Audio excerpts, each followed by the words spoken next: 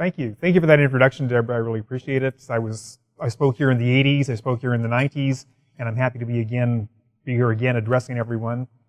My thesis is that patents are becoming less valuable assets as a result, particularly of recent Supreme Court decisions and legislation that's come about, and that's going to be bad for the economy.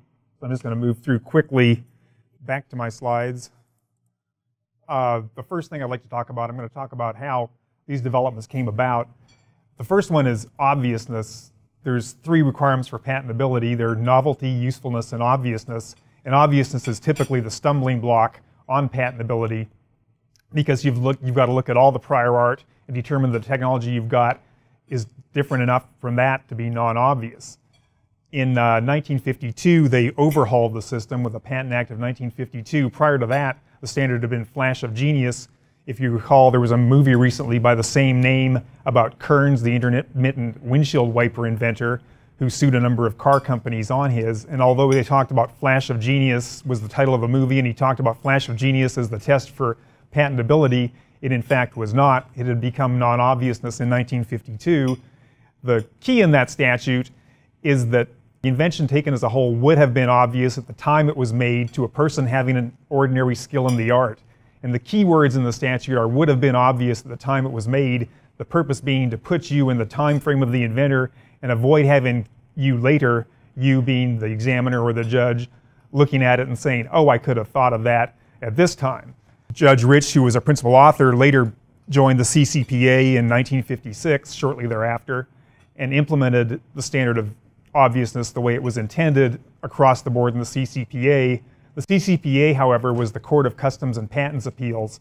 It had limited jurisdiction to just hear appeals from patent office matters, and that was it. They didn't oversee infringement cases from district courts. In order to implement the standard and make it so that it could be applied in different fact situations, instead of using the words would have been obvious, he advocated that everyone use the term suggestion of the invention in the prior art. Only if there was a suggestion of the invention in the prior art would it be deemed obvious under the way it was to be applied. Going forward in 1982, the circuits around the country in infringement cases were felt to be not applying the standard consistently. There was a lot of forum shopping going on to get to a more favorable district if you had a patent case being brought.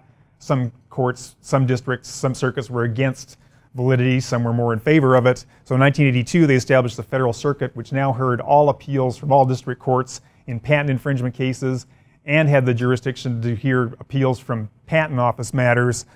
The judges on the CCPA and the judges on the Court of Claims became the judges on the Federal Circuit, including Judge Rich, who then took the standard forward more broadly and made it nationwide in patent disputes, so that as a result, obviousness became less subjective, less subject to bias with the suggestion, and more objective. 2007, in the case of KSR versus Teleflex, the Supreme Court decided that obviousness that is not determined solely by the test of, quote, teaching, suggestion, or motivation test. There were other ways to determine it as well that one must look at in making that determination. That's made the standard less objective, more subjective. It's much more difficult now to reverse findings of obviousness following an examiner's decision of obviousness in the patent office or from a district court for that matter. Just as a matter of interest, teaching was actually never the test for obviousness, but from the Federal Circuit, the Supreme Court, however, felt that it was. I also want to talk now about 2012 has been really a tumultuous year for biotechnology in the field of scope of patentable subject matter, and I'll go through that. Starting from the beginning, we had tracing in 1980, in a case involving oil-eating microbes, Congress decided, the Supreme Court said that Congress determined that anything under the sun is patentable that is made by man. In that case, it was oil-eating microbes. After 1980 in this decision, the biotech industry took off. It certainly existed to a certain extent before that, all the way back to '73. Genentech was in existence, but there was really an explosion after that decision. This year in March, the Supreme Court decided the Mayo Collaborative Services versus Prometheus case, and for the first time they really undercut a whole group of patents. They said the patent related to administering a drug, assaying its level, and determining if the dosage should be changed based on the drug level The court said that was an unpatentable law of nature, similar to Archimedes' principle or Einstein's theory of relativity, and therefore not patentable. So I feel there's going to be a real potential drawing up of investment, a whole slew of patents and a whole slew of companies that particularly were in the personalized medicine fields, in gene expression profiling, now don't have patents. Going forward, it's going to be more difficult to get them. However, the Supreme Court also said in that case that that claims that involve treatment with a drug are patentable hereafter. So it's possible to have a two-part claim that says, one, determining if there's a problem based on a biomarker, and then two, administering a drug based on that determination. That would be patentable. The problem is that under the law prior to August, nobody could infringe it as a matter of law because you had two actors involved, most likely a laboratory doing the diagnostic analysis and then a clinician doing the administration of the drug. If there were two actors, there could be no infringement. But in August 31st, 2012, the Federal Circuit helped us out by saying that, where you do have two actors, that is not violative of the divided infringement rule, and there can be infringement. In addition, on August 16th, the Federal Circuit on remand said that isolated DNA sequences and/or probes and primers are patentable subject matter. So unless that gets appealed again to the Supreme Court, it was already on remand, that hopefully goes forward. Those were what was the media's term gene patents. In reality, they're not gene patents.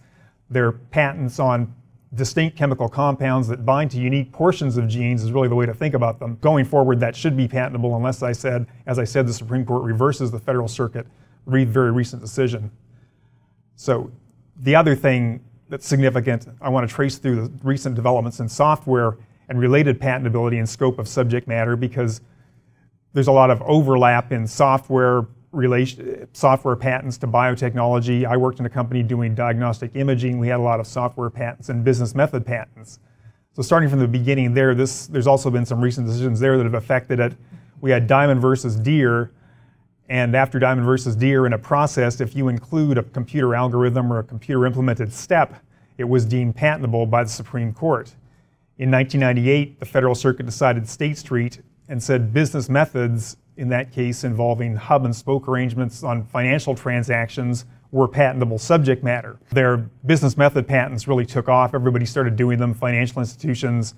There was also an explosion, of course, of internet companies and a boom in their market values in the late 90s. Some ups and downs since then, but they're back again, clearly.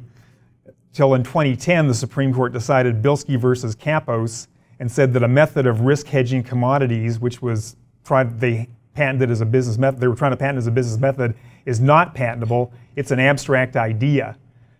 And so that's undercut a whole class of business methods patents that otherwise would be patentable. Things like fast Fourier transformations, which are the foundation of communications industry and so on, are likely not going to be patentable going forward. Similar things to that involve algorithms. So that's been a significant downgrade in value again. The other thing that's happened not quite as recently is just reduction in the jury role in patent determinations.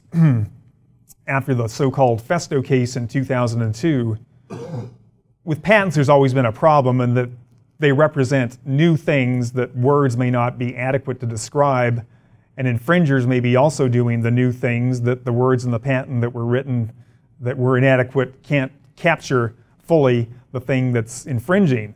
So as a result, they developed the doctrine of equivalence, so-called, so that the things do substantially the same thing in substantially the same way to get substantially the same result. It's still captured as an infringing article.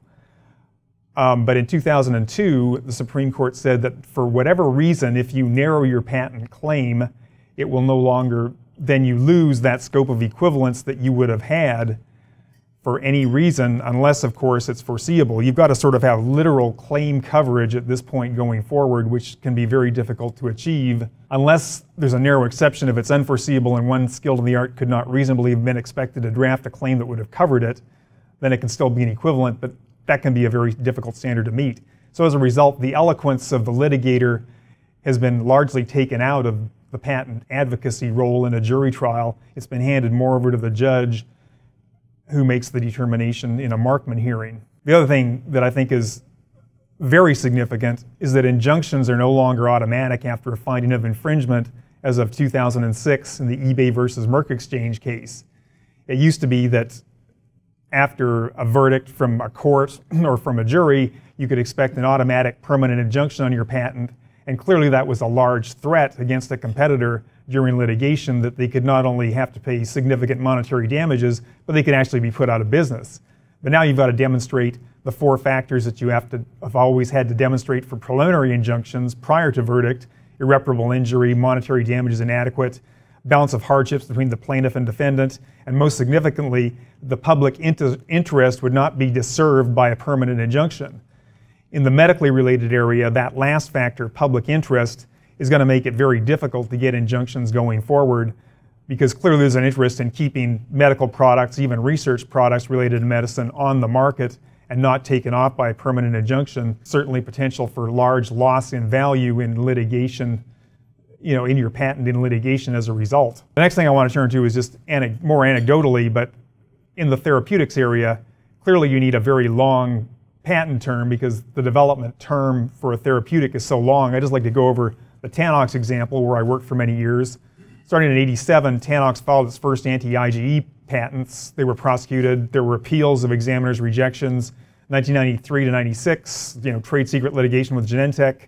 In 1995, the first patents issued after appeals, and they had a 17-year term to 2012 and 2013, and there's still availability for FDA extensions after that. I'm not quite sure how long they ran. In 1996, sold to Genentech and cross-licensed and established a 3-way collaboration to take Xolair forward with Novartis, Genentech, and Tanox. Then in 1998 to 2002, Tanox entered new litigation with them over the right to bring a peanut allergy product to market, ultimately lost in arbitration. Nevertheless, in 2000, Tanox had the largest IPO in biotech history to that date, while still in litigation with its partners over the products that gave it really its primary market value. It wasn't until 2003, though, 16 years later, that Xolair finally made it to the market. And then in 2007, Tanox was sold to Genentech for nearly $1 billion in value. But at that point, under the new law, changed in 1995 by TRIPS, the patent term was 20 years from filing. Tanox patents might have been much closer to expiration than they were. And every day in patent term with a drug that's on the market is highly valuable. So that's been one loss, is just the 1995 change from trade-related aspects of intellectual property, or TRIPS. The other thing I'd like to talk about more recently, some of you may have heard of the new legislation, the America Invents Act, signed into law September.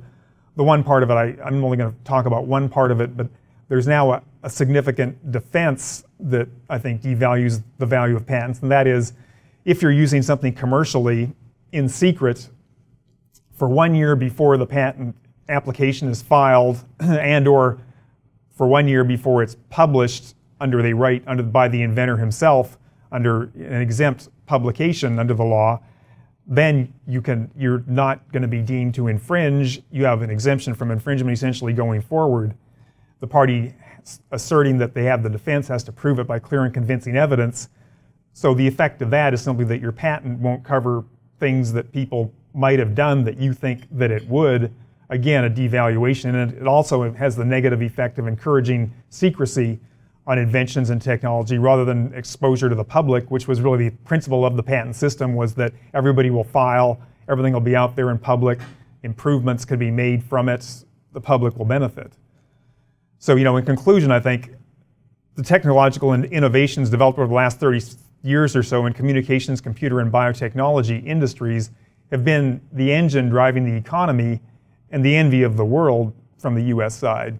During most of this period, the U.S. patents offered significant market protection. The Federal Circuit during that same period brought significant uniformity to the law of validity and infringement. A new venture, I've worked in 2 new ventures now and worked with several more, and you can only really secure financing to bring your concepts to market in something like the biotech industry, where heavy capital and heavy long development is required up front if you have a patent position. Otherwise, you really can't. So weakening patent protection is going to make those jobs and new ventures, which everyone agrees are the key to growth, certainly much more difficult. So congressional action is going to be needed in 2012. Or the other alternative is, I have experience in this area as well. I'm actually on the AIPLA. I'm co-chair of an AIPLA subcommittee, that's American Intellectual Property Law Association, where we're developing proposals for legislative amendment to put forth the APLA to possibly be put forth as legislation. I also have experience with patent strategies and executing them. Tanox had the largest IPO in history, as I said, while in litigation. While at BioRay Solutions, I was in molecular diagnostics. I again built a portfolio of about 50 patents. And then less than 2 years after commencing sales, we were acquired by a leader in the blood grouping industry. I've won over a 20-year span about 80% of the appeals of examiners' rejections. All the re-examinations that have gone to final rejection, I've successfully done. You know, I formulate patent strategies. Everyone says that they do that, but I formulate the strategy and I execute them. I give you an IP portfolio that covers competitors, and that is the only strategy that matters. But competitors and potential competitors, I do IP licensing and litigation and execution as well. That's the other thing I just wanted to talk about for 1 sec. At the beginning was I also have a pro bono program for anyone injured in service. I will help them with a new business venture free of charge or to get a US patent or trademark. I'm doing that. It's on my website. Please visit it. Thank you very much. Any questions?